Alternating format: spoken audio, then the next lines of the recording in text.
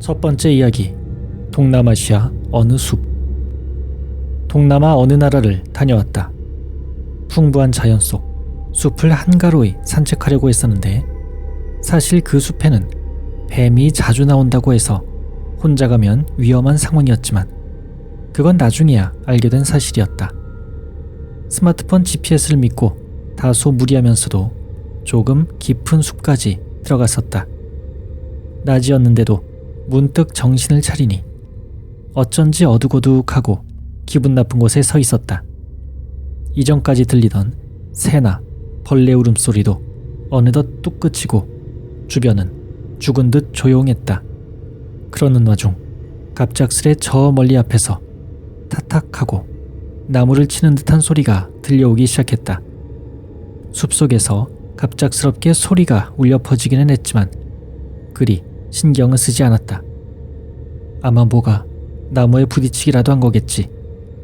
그런데 잠시 뒤 그 소리가 들린 것과는 반대편인 뒤쪽에서 또 타탁 하는 소리가 들려왔다. 무슨 소린가 생각하고 있자니 이번에는 내가 서 있는 곳 오른편 저편에서도 똑같은 소리가 들려왔다. 이때부터는 뭔가 기분 나쁜 예감이 들기 시작해서 돌아가려고 했다. 그런데 이번에는 왼편 저 멀리에서 또 소리가 들려왔다. 무언가에 의해 주위를 포위당하는 것 같은 느낌이 들어 거의 패닉에 빠질 것 같은 공포를 느끼고 있었다.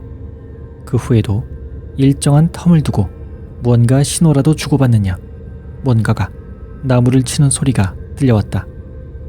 같은 곳에서 2번 연속 들리는 경우는 없고 반드시 다른 장소에서 소리가 들려왔다. 하지만 어쩐지 내가 있는 곳을 중심으로 사방팔방에서 빙글빙글 돌고 있는 것처럼 들려오고 있었다. 무슨 종교적 의식 같은 건가 생각하고 있자니 그 고리가 점점 좁혀져 오고 있는 것 같다는 느낌이 들기 시작했다. 소리가 조금씩 다가오고 있는 게 느껴졌던 것이다. 등골이 오싹했다. 그리고 마침내 끊임없이 주변을 둘러싸듯 소리가 울려 퍼지기 시작했다. 그쯤 되자 완전히 포위되어 완전히 나를 목적으로 노리고 있다고 느끼고 있었다. 그래서 나는 여권과 휴대폰만 가방에서 꺼내 가방은 그대로 버려두고 도망치기 시작했다. 옷이 더럽혀지는 것도 신경 쓰지 않고 땅바닥을 기었다. 기어서라도 그 포위망에서 벗어나려는 생각이었다. 뱀 같은 것과 마주칠 위험도 높았지만 그런 걸 신경 쓸 여유 따윈 없었다. 웅크려서 또 기어서 움직이면서 계속 도망쳤다. 그러는 도중 포위해오는 소리 중 한 곳을 바로 곁에서 지나쳤다. 뭔가 나무에 부딪히는 듯한 엄청나게 큰 소리가 10m 정도 떨어진 곳에서 들려왔다. 하지만 결국 누가 소리를 내는지 어떻게 소리를 내는지는 알 수 없었다. 조용히 엎드린 채 소리가 멀어져 가기만을 기다렸다가 단번에 달려 도망쳐 돌아왔다. 가방을 버리고 온 건 아쉬운 일이지만 아마 마지막에는 그 자리를 중심으로 둘러싸였겠지.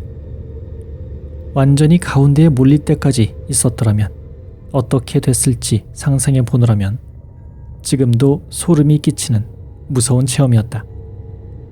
돌이켜보면 숲에 막 들어섰을 때 동물의 배설물 같은 걸 밟아 화를 내며 발로 나무를 차서 털어냈었다. 혹시 그때 큰 소리를 냈던 게 뭔가 무서운 존재를 불러들인 것은 아니었을까? 어쨌거나 그날 이후 숲 근처에는 얼씬도 하지 못하겠다. 두 번째 이야기, 고모는 이른바 치매 환자였다. 남편에게 버림받고 양육권도 잃은 고모를 아버지가 거둬 돌보아주던 시절이 있었다. 언제나 문제를 일으키던 고모였지만 당시 초등학생이었던 나는 묘하게 귀여워해 주셨다. 아마 고모의 큰아들이 나와 비슷한 나이대였기 때문이었겠지. 하지만 치매 때문인지 어딘가 조금 이상해서 주변 사람과 트러블을 빚기도 하고 나한테도 노성병력을 지르기도 했다. 그러다 갑자기 엉엉 울기도 하고 어쨌거나 엉망진창이었다. 어느 날 고모는 우리 집에서 비스듬하게 앞쪽 집에 살던 아이씨와 작은 트러블을 빚었다.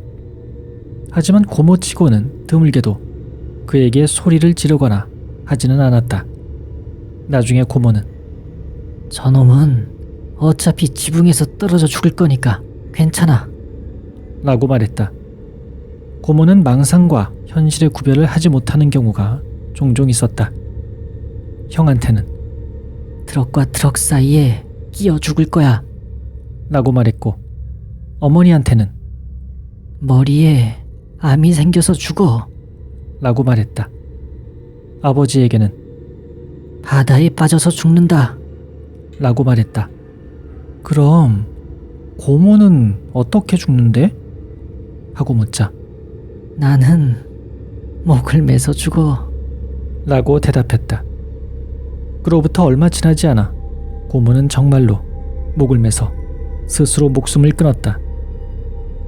사실 그 무렵 고모는 거의 정신을 놓아 목욕도 하지 않아 악취가 심했던 데다 가위나 식칼 같은 걸 들고 돌아다니며 주변 사람을 위협하기까지 했다. 멋대로 남의 집 마당에 구멍을 파서 경찰에 신고가 들어갈 정도였으니 솔직히 말해 고모가 극단적인 선택을 했을 때는 다들 한시름 놓았다는 분위기였다. 고모가 세상을 떠나고 몇 개월 지나 새해가 왔을 무렵 구급차가 요란한 소리를 내며 아이씨네 집 앞에 섰다. 황급히 가보니 아이씨가 들것에 실려 나오고 있었다. 맞은편 집 할머니가 말하기로는 집 지붕을 수리하러 사다리를 타고 지붕에 올라갔다가 그만 발이 미끄러진 것이다. 아이씨네 집 벽에는 사다리가 세워져 있고 그 아래에는 피가 고여 있었다. 그는 결국 영영 집으로 돌아오지 못하고 병원에서 숨을 거뒀다. 그 당시에는 이런 우연도 있구나 하고 넘어갔지만 다음 해 아버지가 돌아가셨다. 어업에 종사하는 외갓집을 찾아갔다가 친척들이랑 낚싯배를 탔는데 그만 바다에 떨어져 익사하신 것이었다. 그뿐 아니라 몇 년 뒤 어머니가 심한 두통에 시달리다 병원을 찾았는데 뇌종양 판정을 받았다. 수술을 했지만 종양의 위치가 좋지 않은 곳에 있어 완전히 잘라내지는 못했다. 항암제를 복용하며 크기가 작아지나 했지만 결국 재발했다. 두 번째 수술을 받았지만 다음에 또 재발할 가능성도 높고 수술을 하는데도 한계가 있다는 이야기를 들었다. 그리고 형은 4년여 전 회사 주차장에서 트럭 청소를 하던 중 갑자기 들이닥친 다른 트럭과 사이에 끼어 죽었다. 나도 이제는 우연만은 아니라고 느끼고 있다. 그때 고모는 내가 불에 타 죽을 거라고 말했었다. 그게 사실인지 아닌지를 확인할 수 있을 무렵에는 내가 이미 이 세상 사람이 아니겠지. 완전한 검증을 할 수 없다는 게 아쉽다.